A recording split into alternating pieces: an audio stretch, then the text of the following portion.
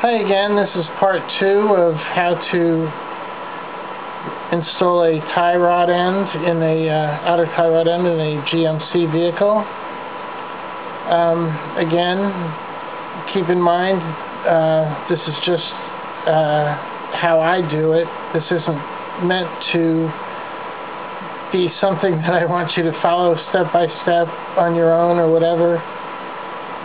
I have no liability. You're on your own with your own projects. I have nothing to do with it. I'm just trying to be helpful, and hopefully this will help someone somewhere. But bear in mind, safety first, and if you have any doubts, don't do it. As simple as that. Have a mechanic do it. Anyway, this is how I did it, and welcome to part 2, and enjoy the video. Okay, as you can see, that worked. This is now loose.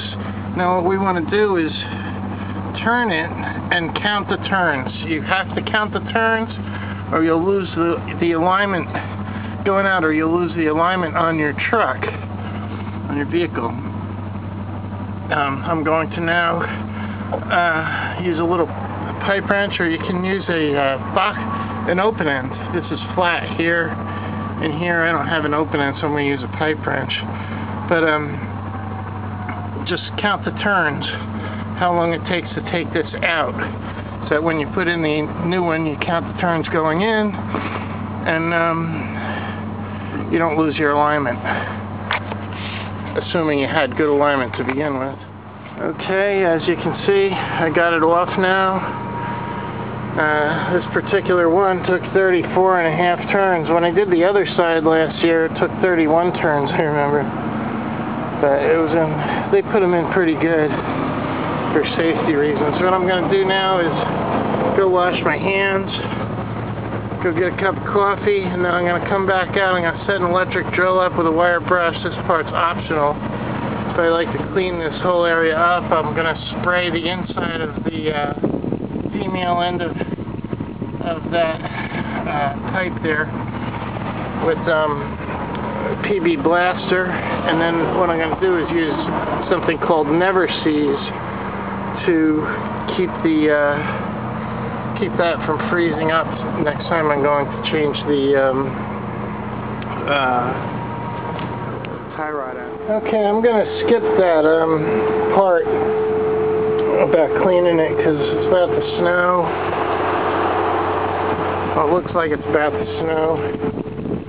Anyway, I'm comparing these two, and the one appears to be longer than the other. You wanted to match up that you got the right stuff. I already matched that this is the same as this. I don't have a caliper or anything like that, which you'd normally use. You can see how screwed up that one is. See, they don't move. The only difference with this, it's got a little extension, but it's unthreaded, and that shouldn't matter. Other than that, it seems the same, so it's going to be the same amount of turns, 34.5-inch turns. And what I'm going to do is I'm going to use this stuff. It's called Never Seize. This particular stuff is called Napa Anti-Seize lubricant, and I'm going to lightly coat all these threads so that it's not going to seize when it goes into the, that way next time I take it apart, it won't be a pain in the neck to take apart. Okay, you can see I've coated all the threads with the anti-seize lubricant. It comes with a little brush, and it's pretty handy. A jar like this lasts a long time for, unless you're in the mechanic business. I mean, something like this will last me for like years and years if it doesn't, nobody steals it and it doesn't get lost. So, now to thread this back in, 34.5 turns, and then tighten it in. Well, that was cool. I threaded this in 34.5-inch turns. I didn't even need a wrench. I'm not going to tighten this yet until I put this on. Now I've got to clean this on the inside. I just got to make sure there's no debris, because you don't want to have any debris. I don't use any never sees or anything like that. I may use a light oil on this just to facilitate it going in, but I don't even know if you should even do that really, but that's what I do. So I'll probably put a little bit of PB Blaster, just a little bit on my finger, and wipe it down just so that it can go on in there. So I'm going to put there's a grease fitting goes on here. I'm going to put that on afterwards as well. So after this is on, I'll tighten up tighten up this. What do you say? Okay, right now I'm going to clean this and put this into there, and then put on the rest of the boot. Okay, you can see I cleaned this all off. I couldn't find a razor scraper, so I used this plastic thing. I just clean the top so it's nice, and I clean the inside with this paper towel. As you can see, it's fairly clean. Well, it is clean. I don't feel any debris in there with my finger. Now I'm just gonna put the rest of the parts on. Okay, as you can see, I've installed the rubber cup that holds the grease in. It cups upward. This is a weird cup. Normally they're not like that. Normally but I guess they've simplified it. Okay, now that that's ready to go in, I'm going to tap lightly just to get the, don't tap here, tap here lightly just to get the post in the right angle. Now pull it down with the nut. I'll install the nut. Drive it up as far as you can by hand, crown side down. That's where the cotter pins are going to go into, hold it in place.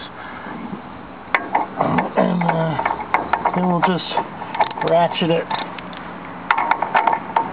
down. I got to turn this camera off because I can't hold the camera and do it. Okay, I've got this good and tight, and I put the cotter pin in there. And now I'm going to bend the cotter pin ends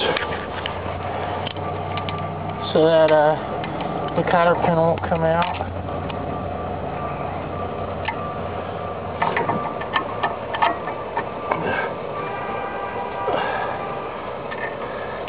You can bend it either laterally or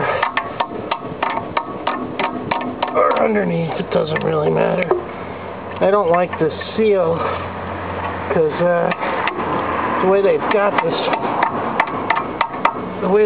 this seal, you know, water can get in there. So I gotta make sure there's a good amount of grease so the water doesn't come in. If I flip it upside down, then it leaves an opening for the grease can get out. So it's just a stupid, idiotic design. Usually these seals look like a mini inner tube, and you fill them full of grease, and they're more watertight. It's a lot of this manufacturing is getting like this, and this is the good one. The other one I brought back and I didn't take was cheesy. So anyway, now what I'm going to do is put the grease fitting in and grease it up, and also tighten this so that this doesn't move. Tighten the clamp again. Okay, everything's together. Everything's tight. You can see there's no more wobble. So this wheel's going to probably pass inspection. This truck's going to probably pass inspection. All I got to do is stick some grease in there, wipe it all down. Of course, I ran out of grease halfway through. I got the thing about half full, so I have enough to make it to the auto store in it. I never seized all the lugs. I learned about never seize while I worked for a polypropylene factory at one point, and we used to have to take apart the extruder and put it together like twice a day. And the high heats involved would cause, and the bimetal effect would cause fusing. So this stuff, that's how I learned about never seize. This stuff keeps the fusing from happening. So I pretty much use that on everything now.